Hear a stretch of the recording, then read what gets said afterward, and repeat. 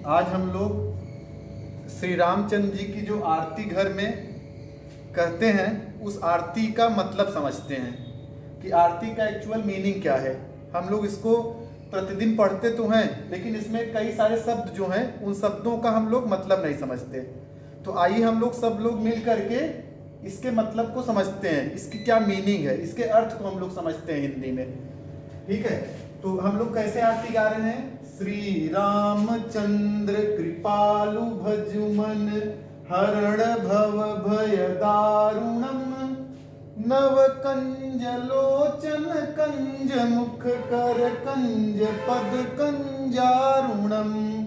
अब इस लाइन का जो दोनों लाइन है, इन दोनों लाइन का हम लोग अर्थ समझते हैं। श्री रामचंद्र कृपालु भजुमन, तुलसीदास जी ने क्या लिखा है रामचंद्र जी के लिए कि हे मन तुम भजन करो। किसका भजन करना है? श्री रामचंद्र जी का। और रामचंद्र जी का रूप कैसा है, वो कैसे हैं? वो कृपालु हैं। तो हे मन, जो कृपालु रामचंद्र जी हैं उनका तुम भजन करो। आगे क्या है? हरण भव भय दारुणम, और वो रूप कैसा है? दारुण। दारुण का मतलब क्या होता है? दारुण का मतलब होता है कठिन। तो दारुण जो भव है, जो भय है, वो कठिन जो भव भय है उसको वो हरने वाला है। भगवान का जो रूप है वो दारुण भय को भी हर लेता है, वो खत्म कर देता है। अब आगे की लाइन में हम लोग क्या समझते हैं? नव कंज लोचन कंज मुख कर कंज पद कंजारुणम। लोचन, लोचन का अर्थ क्या होता है? लोचन का हिंदी में अर्थ होता है आंख। तो लोचन को ही हम लोग क्या बोलते हैं? आंख। तो चाहे हम लोचन बोले और चाहे आंख बोले। अब भगवान की उपमा कैसे दी जा रही है? भगवान का आंख कैसा है, भगवान का मुख कैसा है, उसको कैसा बताया गया है? तुलसीदास जी ने कैसा बताया है? नव कंज। कंज का मतलब क्या होता है? कंज का मतलब होता है कमल। कमल का एक पर्यायवाची क्या होता है? कंज होता है। और कमल का एक पर्यायवाची होता है कुवलय। तो जहां भी पानी में हम लोग पानी के पर्यायवाची में ज शब्द लगा देंगे बाद में, वो हमेशा किसका पर्यायवाची बनेगा? कमल का। जैसे पानी का एक पर्यायवाची होता है तोय, एक होता है नीर। तो नीर में अगर हम लोग ज लगा देंगे तो वो कमल का बन जाएगा नीरज। ऐसे तोय में हम ज लगा देंगे तो तोयज बन जाएगा। वैसे ही कंज का मतलब यहाँ पे क्या है? कमल है। तो लोचन भगवान का कैसा है? नव कंज। नव का मतलब होता है नया और कंज का मतलब कमल। तो भगवान की जो आंख है वो कमल की तरह है। कमल की जैसे पंखुड़ियां होती हैं उस तरह से भगवान की आंखें हैं। अब मुख कैसा है भगवान का? कंज मुख। मुख भी किस तरह से है? मुख भी उनका कमल के समान है। भगवान का जो मुख है वो भी किस तरह से है? कमल के समान है। कर कंज। कर का मतलब होता है हाथ। हाथ का एक पर्यायवाची हम लोग क्या बोलते हैं? कर। तो कर भी उनका किस तरह से है? कंज। कंज का मतलब कमल की तरह। उनके हाथ भी कैसे हैं? भगवान के हाथ भी कमल के समान है। और पद कंजारुणम। कंजारुणम अरुण। अरुण का मतलब होता है लाल रंग। ठीक है, तो अरुण जैसे आप लोग सूर्यदेव के जो घोड़े होते हैं उनको हम लोग क्या बोलते हैं? अरुण। और अरुण से हम लोग सूर्य की भी तुलना करते हैं। क्यों? तो सूर्य की डायरेक्ट पर्यायवाची तो अरुण नहीं होती, लेकिन सूर्य में हम लोग कभी कभी, चूंकि वो सुबह जब निकलते हैं तो वो लाल रंग के रहते हैं, तो उस लाल रंग का जो कमल होता है वो कमल कैसा है? लाल रंग। कंजारुणम, तो कमल जैसा लाल होता है। वैसे उनके भगवान के कोमल पैर हैं, कमल के समान कोमल, और वो किस रंग के हैं? लाल रंग के। तो उस तरह से भगवान के यहाँ पर पद को बताया गया कि उनका पैर कैसा है? लाल रंग का, कमल जैसा होता है वैसा उनका पद यहाँ बताया गया है। अब यहाँ पे देखिए अगली लाइन में क्या है? अगली लाइन को हम लोग कैसे पढ़ते हैं? कंदर्पय गणित अमित छवि नव नील नीरद सुंदरम। आप लोग भी अपने जहां भी सुन रहे हैं वीडियो, आप लोग अपने से इसको गाइए। पट पीत मान तड़ित रुचि सुचि नौमि जनक सुतावरम। कंदर्प। कंदर्प किसका पर्यायवाची होता है? कंदर्प पर्यायवाची होता है कामदेव का। दर्प का मतलब होता है घमंड, और कंदर्प का मतलब होता है उस घमंड को तोड़ने वाला। और घमंड को कौन तोड़ता है? घमंड को तोड़ते हैं कामदेव। आप देखते हैं पहले ऋषि मुनि तपस्या करते रहते थे, बाण मारे कामदेव और उनका सारा दर्प टूट गया, सारा उनका घमंड टूट गया, वहीं उनकी तपस्या भंग हो गई। तो यहाँ पे कंदर्प, मार, कई सारे, इनका एक पर्यायवाची क्या होता है? कामदेव का इनका एक पर्यायवाची होता है पंचसर। सर जैसे होता है, आगे हम लोग पढ़ेंगे तीर का पर्यायवाची, बाण का, वैसे ही इनका एक पर्यायवाची होता है पंचसर। इनके पास 5 तीर हैं। और कैसे तीर है? फूल के तीर हैं। जब वो पुष्प बाण चलाते हैं तो बड़े बड़े लोग क्या होते हैं? धराशायी हो जाते हैं। ठीक। और इनकी सुंदरता, कामदेव की जो सुंदरता है, जितने भी देवता हैं उन देवता में सबसे ज्यादा सुंदरता किसकी बताई गई है? कामदेव की। और कामदेव की पत्नी कौन है? रति। तो देवियों में सबसे ज्यादा सुंदर किसको बताया गया है? रति। तो यहां पे देखिए क्या लिखा है? कंदर्प अगणित, मतलब अगणित का मतलब होता है जिसकी गणना न की जा सके, जिसकी क्या हो? गणना न की जा सके। तो कोई गणना नहीं है, इतने कंदर्प, मतलब कई सारे कामदेव के बराबर उनका रूप है। भगवान की तुलना गोस्वामी जी ने कैसे किया है कि कई सारे जो भी कामदेव हैं उनके बराबर इनकी तुलना किया गया है। मतलब आप सोचिए कि कामदेव एक सुंदरता की पराकाष्ठा है और कई सारे कामदेव के बराबर वो जो रूप है, उस रूप को यहाँ पे वर्णन किया जा रहा है। अमित छवि, अमित, अमित का मतलब होता है जिसका मिति न की जा सके, जिसकी माप न की जा सके। जैसे आप जानते हैं कि परिमित, परिमित का मतलब होता है जिसका अच्छी तरह से माप किया जा सके। परिमाप जैसे आप पढ़ते हैं, परिमित, परिमित का मतलब जिसका अच्छी तरह से माप किया जा सके। और अमित, अमित का मतलब जिसका माप न किया जा सके। तो उनकी छवि कैसी है? अमित है, जिसका कोई माप न हो, अमित छवि है। और क्या आगे तुलना की गई? आगे क्या बताया गया है? नव नील नीरद सुंदरम। नव का मतलब क्या होता है? नया। नील का मतलब नीला रंग। नीरद, नीर का मतलब आप लोग जानते हैं, नीर का मतलब होता है पानी। और द मतलब पानी को देने वाला। और पानी को कौन देता है? पानी को देता है बादल। तो नीरद किसका पर्यायवाची है? बादल का। तो जहां पे भी पानी के पर्यायवाची में द लगाएंगे, ये भी आप लोग एक पर्यायवाची बनाना सीख सकते हैं कि जहां पे भी हम द लगाएंगे वो हमेशा किसका बनेगा पर्यायवाची? बादल का बनेगा। अम्बुद, नीरद, तोयद। और जहां पे भी ज लगा देंगे वो किसका बन जाता है? कमल का। जैसे कंज किसका था? कमल का। और नीरद किसका है? बादल का। तो नव नील नीरद सुंदरम, भगवान का रूप कैसा है? नए नए बादल के समान नीला रंग का है। तो भगवान का रूप आप जानते हैं, भगवान श्याम रंग के हैं। और उनका स्वरूप किस तरह से इन्होंने बताया है यहाँ पे? जैसे बादल होता है नीला कलर, नीला रंग का, उस तरह से। और वो शोभायमान है, वो सुंदर रूप है। आगे क्या कहते हैं? पट पीत मान हुतड़ित रुचि सुचि नौमि जनक सुतावरम। पट, पट का मतलब होता है कपड़ा, और पीत का मतलब होता है पीले रंग का। तो भगवान का जो पट, पीत का मतलब पीला रंग का जो कपड़ा है, वो मानव तड़ित, मानव शब्द देखते ही आपको ये लाइन में कौन सा अलंकार समझ में आएगा? उत्प्रेक्षा अलंकार, मन मानव जन जानव। आपने 7वीं 8वीं क्लास में ये चीज पढ़ी होगी। तो मानव तड़ित, तड़ित का मतलब जैसे बिजली कौंध जाती है, बिजली जो होती है उसको हम लोग यहाँ पर्यायवाची उसका क्या लिखते हैं? तड़ित। तो जो उनका रंग है, जो बादल के समान उनका रंग है, कई सारे महापुरुष उनके रंग को अलसी के फूल के से तुलना करते हैं। उनका जो रूप है वो किस तरह से बताते हैं? अलसी का फूल। तो यहाँ पे किस तरह से बताया गया है? यहाँ पे बादल जैसा बताया गया है। और उस रंग पे जो पीला रंग की, जो पीले रंग का जो पट है उनका, वो कैसा लग रहा है? जैसे कि बादल में कभी कभी बिजली कौंध जाती है। बादल में जब बिजली चमक जाती है तो वो जो मनोरम रूप होता है, उस रूप से यहाँ पे तुलना की गई है। और रुचि सुचि नौमी जनक सुतावरम। और ऐसे जो रूप है, नौमी का मतलब क्या होता है? यहाँ पे नौमी का मतलब होता है नमन करता हूँ, नमन करते हैं। और जनक सुतावरम, जनक, जनक का मतलब जनक जो राजा थे, ठीक है। और सुता, सुता का मतलब जनक की पुत्री। जनक की पुत्री कौन है? सीता।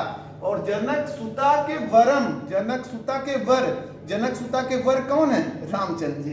तो यहाँ पे उनको हम लोग क्या करते हैं? नमन करते हैं। किसको? जनक के सुता के वर को, जनक के सुता के वर को, अर्थात श्री रामचंद्र जी को। तो यहाँ पे पहला आपका ये दोहा कंप्लीट हो जाता है, यहाँ पे ये दूसरा दोहा आपका पूरा हो जाता है। और ये जो पांचों दोहे हम लोग यहाँ पे पढ़ रहे हैं, जिसको हम लोग समझने की कोशिश कर रहे हैं, ये पांचों दोहे तुलसीदास जी ने विनय पत्रिका से लिया है। कहां से लिया है? विनय पत्रिका से। तो विनय पत्रिका में ये पांचों दोहे हैं, और बाकी के दो दोहे जो आप छठवां और सातवां नंबर कहते हैं, क्योंकि यहाँ पे अभी जगह कम है तो हमने 5 ही दोहे अभी लिखा है। तो वो जो छठवें और सातवें दोहे हैं वो आपके रामचरितमानस, जो तुलसीदास जी की 16वीं शताब्दी में कृति थी, उस रामचरितमानस के बाल कांड से लिया गया है। ठीक, तो पहले हम लोग इनको समझते हैं। तो वो दोनों छंद हैं और ये आपके क्या है? दोहे हैं। दोहा क्या होता है, छंद क्या होता है, उसको किसी और क्लास में हम लोग पढ़ेंगे। क्योंकि आज YouTube पे पहली वीडियो हम लोड कर रहे हैं, 2025 की शुरुआत है, तो भगवान की आरती से समझते हैं इसको। ठीक है, तो देखिए आगे क्या चीज है। भजु दीन बंधु दिनेश दानव दैत्य वंश निकंदनम। अब हम लोग क्या कहते हैं? अब तुलसीदास जी क्या कहते हैं? भजु दीन बंधु दिनेश दानव दैत्य वंश निकंदनम। किसको भजना है? दीन के जो बंधु हैं, दीनहीन के बंधु कौन है? भगवान राम। दिनेश हैं, दिनेश का मतलब दिन का ईश, और दिन का ईश किसको बोलते हैं हम लोग? दिन का ईश सूर्य भगवान को। तो दिनेश किसका पर्यायवाची होता है? सूर्य भगवान, सूरज का। तो यहाँ पे दिनेश भगवान कैसे हैं? जो उजाला करने वाले हैं, दिन के जो ईश हैं। दानव दैत्य वंश निकंदनम, दानव और दैत्य के वंश को निकंदन करने वाले हैं। देखिए हमारी अवधि में एक बात बोली जाती है, किसी पेड़ को अगर उखाड़ के लाना हो तो उसके लिए बोलते हैं हम लोग अवधि भाषा में शब्द बोलते हैं निकाय लाओ, उखाड़ दो। उखाड़ दो मतलब उसको, पेड़ को क्या करना है?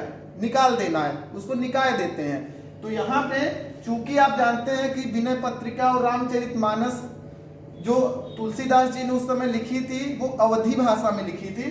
तो यहाँ निकंदन का मतलब क्या है? दैत्य दानव इन सब का समूल नाश करने वाले हैं भगवान। भगवान कैसे हैं? भगवान का रूप कैसा है? जो दैत्य वंश, दानव दैत्य वंश निकंदनम, दानव और दैत्य वंश को क्या करे हैं? समूल नाश करने वाले हैं। रघुनंद आनंद कंद कौशल चंद दशरथ नंदनम। रघु के नंद हैं, आप जानते हैं भगवान को रघुनंदन बोला जाता है। क्यों बोला जाता है? क्योंकि रघु उनके पूर्वज थे और उनके पुत्र हैं, उनके वो वंशज हैं। और आनंद के कंद हैं, आनंद के कंद का मतलब मूल, जहां से खुशी शुरू होती है, उस आनंद के कंद कौन है? भगवान श्री रामचंद्र जी। कौशल चंद भगवान जो थे वो कहाँ के राजा थे? कौशल के राजा थे। और कौशल के क्या हैं? चंद हैं, कौशल के चंद्रमा हैं। तो कौशल चंद्र का मतलब कौशल के चंद्रमा। कौशल आप बाद में भी जब आप कभी इतिहास पढ़ते हैं विषय, तो उसमें 16 महाजनपद का एक उल्लेख होता है। तो 16 महाजनपद में एक महाजनपद का नाम भी कौशल था, तो वही कौशल लिया गया है। और पुराने समय में भी कौशल मतलब जो अयोध्या के आसपास की नगर है, जो आसपास का इलाका है, जैसे कौशल था, अवंती था, अस्मक था, अंग है, इसके अलावा वज्र है, मल्ल है, और भी कई सारे आपने 16 महाजनपद ऐसे पढ़े थे। और उसमें से एक क्या है? कौशल। तो कौशल को अगर हम एक आकाश माने, तो आकाश को जैसे चंद्रमा उजाला कर देता है, प्रकाशमान कर देता है, वैसे है भगवान राम।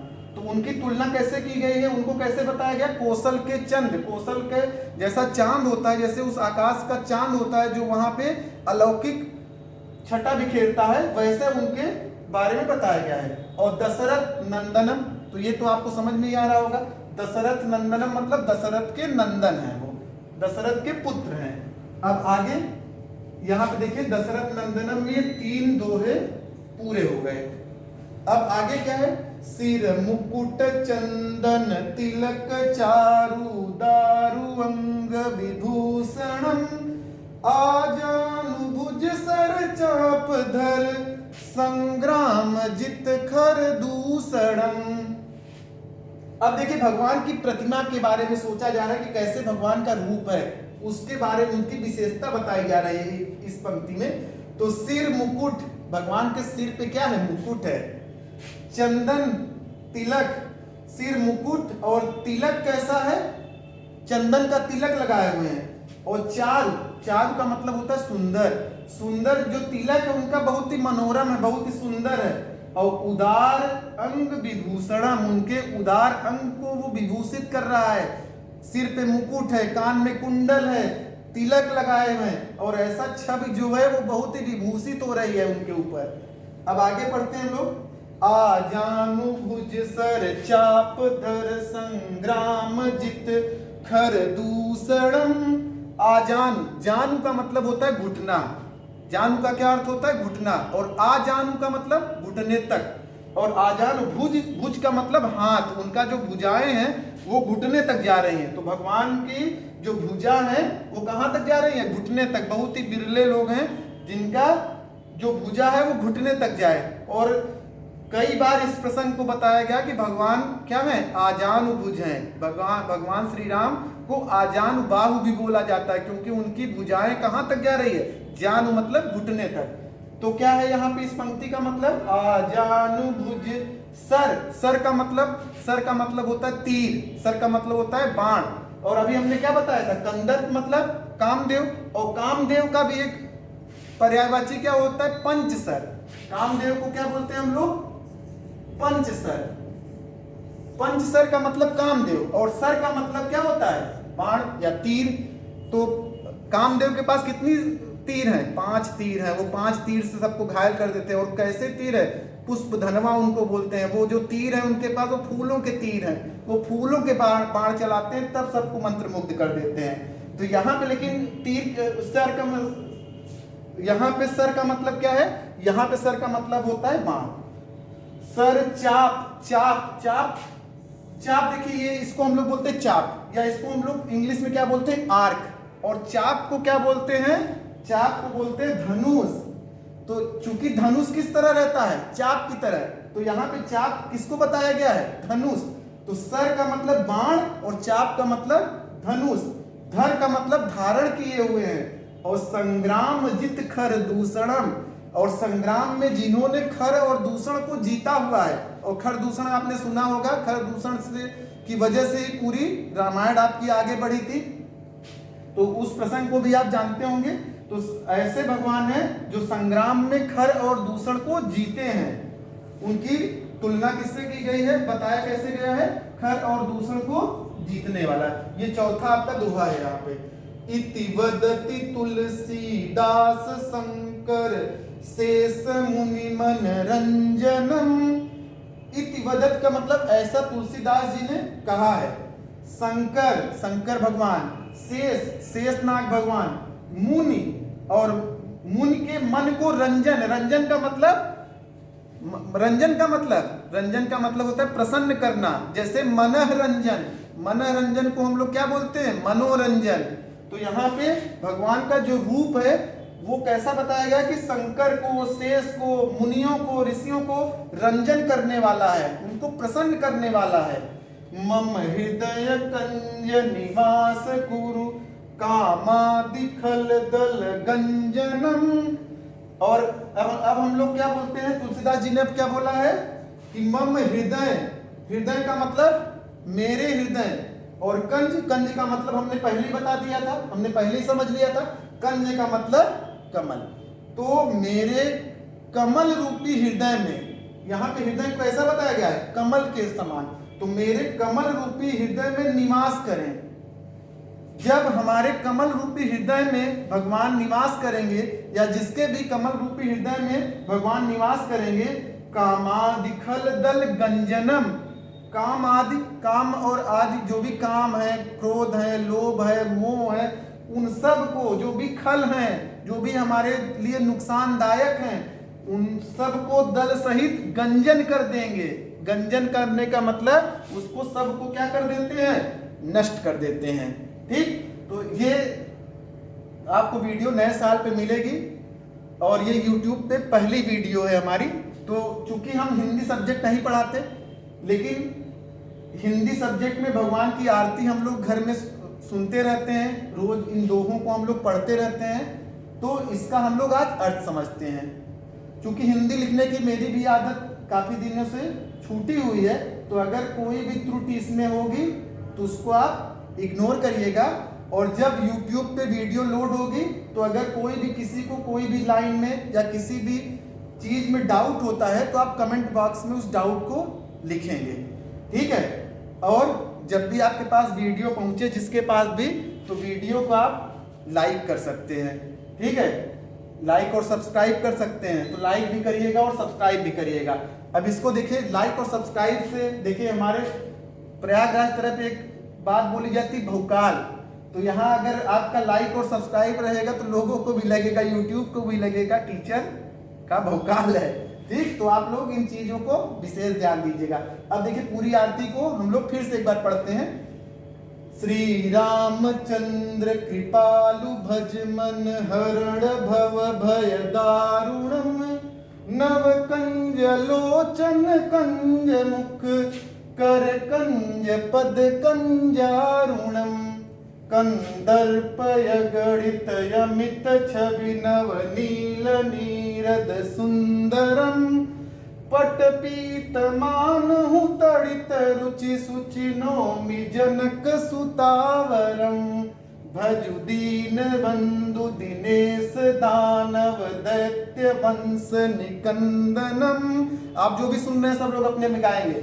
रघुनंदानंद कंद कोसल चंद दशरथ नंदनम सिर मुकुट चंदन तिलक चारु उदारु अंग विभूषणम आजानुभुज सर चाप धर संग्राम जित खर दूसरम इति वदति तुलसीदास शंकर शेष मुनि मनरंजनम मम हृदय कंज निवास गुरु कामादि खल दल गंजनम।